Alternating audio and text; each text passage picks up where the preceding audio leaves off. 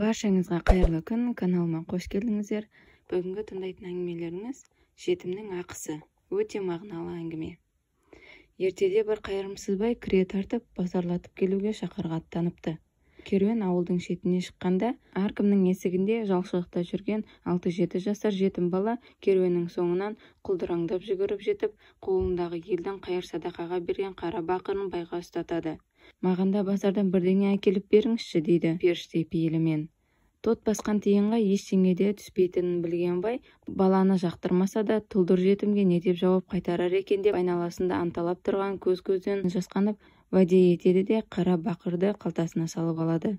Ай жүріп шақырға жетеді. Бір керуен түйені толтыру үшін ұзақ базарлайды. Қажетті нәрселерін алып, көңілі жайланып, базардан шығып келе жатқан бай қалтасынан шақшасын іздегенде қолына баяғы жетім баланың қара бақыры ілінеді. Қасындағы қызметшілердің көзінше уәде еткен соң амалсыз аялдайды. Базардың шетінде майда-шүйде сатып отырған бақалшылардың айналасын торуылдап жүрген жүні үрпиген бала мысықты көреді де, «Мына мақұлықтың қожайыны қайсысы?» деп сұрайды. Сонда біреусі айтады, «Бұл осы жердегі адамдардың қалған-құтқан тамақтарымен күнелтіп жүрген иесіз мысық қой, қажетіңе жараса ал, тегін береміз», дейді әлгілер. «Онда мен мұны тегін алмаймын, сатып аламын», деп жорта мырзалық қылып қара бақырды саудагерлердің қолына ұстатады. Бақалшылар өздері құтыла алмай жүрген мысықтың пұл болғанына қуанып қалады. Күн жүреді, түн жүреді, бірақ ауылдың қарасы көрінбейді. Керуен жолдан қиыс кетіп адасады. Олар шет-шегі жоқ сахара шөлге кіріп шыға алмай қалады. Бір жұмадан соң керуеннің алды шөлден өле бастайды. Керуен басы байдың бойын үрей басады. Бір уақытта бай мінген түйенің бір қапталындағы дорбадан бала мысық секіріп түсіп, бет ауған жаққа жүгіре жөнеледі. Оны ешкім қуып әлек болмайды. Тағы бір жұма өтеді. Керуен әбден қалжырап, шөл қысқан құрбандықтардың саны арта түседі. Түске таяу шығыстан 5-6 аттылы кісі келеді. Амандық саулықтан соң сол жерде бірнеше шақырым жерде үлкен шаһар бар екенін, ол шаһарда тышқан көбейіп, содан оба індеті шығып, тұрғындарының қырылып жатқанын, және қазір қаладан ешкімді шығармайтынын, ешкімді кіргізбейтінін хабардар етеді. Осыдан бір жұма бұрын қаламызда бір кішкентай мақұлық пайда болды. Ол келгелі тышқан азайып, індеттің беті қайтты. Халық оны Алланың бізге жіберген көмегі деп қабылдады. Ал хан болса, сол мақұлықтың иесін іздеп тауып маған алып келіңдер, айтар алғысым бар деп бізді аттандырды, дейді әлгі салтаттылар. Бір жақсылықтың болатынын іші сезген Саранбай сөзге келместен, ол мақұлықтың иесі мен оны базардан әдейі сатып алып келе жатыр едім, дейді. Бай ханның алдына келеді.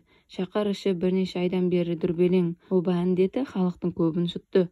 Амалымыз түгесіліп, Алладан ғана медет күтіп отыр едік. Міне, індеттің даусын өзің арқылы жіберіпті. Мына қасиетті мақұлықты бізге қалдыр, ақысынан не сұрасаң да беремін, дейді хан байға. Айтқанындай хан қазынадан байға 10 түйе алтын береді де, нөкерлеріне керуенді әлді шөлден шығарып беруді бұйырады. Осымен ханның бұйрығы орындалады. Өз керуеніне 10 түйе алтын қосылған бай жол азабын лезде ұмытып, көңілі шарықтап кетеді. Алайда оның ойын кенет әлдене селт еткізеді. Ауылдан шығарда жетім баланың қара бақырын аманаттап алғаны есіне түседі. Жетімнің ақысы Құдайдың назарында болатынына жолдағы оқиғалардан соң көзін жеткізе түскен. Жарайды, 10 түйе алтынның барлығын жетім бала қалай жаратады? Тең жартысын берсем де жетеді оған. Оның үстінде ақша жетімдікі болғанымен, мысықты мен сатып алдым ғой. Сондықтан бұл алтындарда менің де үлесім бар деп өзін іштей жұбатады.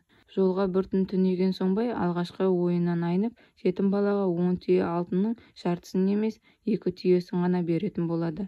Тағы бір күннен соң ол ойынан өзгеріп, 1 түйе алтын беретін болып шешеді. Осымен не керек? Ауылына 2 күн жол қалғанда байдың ойы тағыдан нәлде бұзылады. Оң-солын танымаған тұл жетім 1 түйе алтынны қалай жаратады?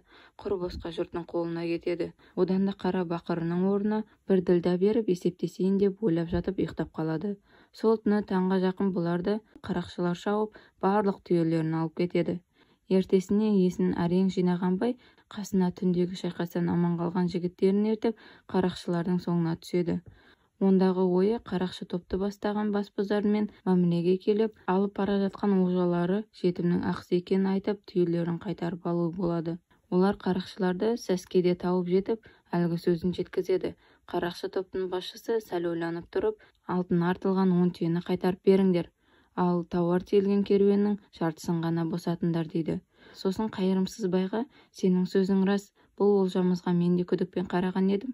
Олай дейтін себебім, біз сендерді осыдан 1,5 ай бұрын, яки сендер ауылдарынан шыққан бойда тонаймыз деп жолдарыңды тосып торуылдап едік. Бірақ керуеннің сыртынан қалың әскер қоршап бізді алдырмады.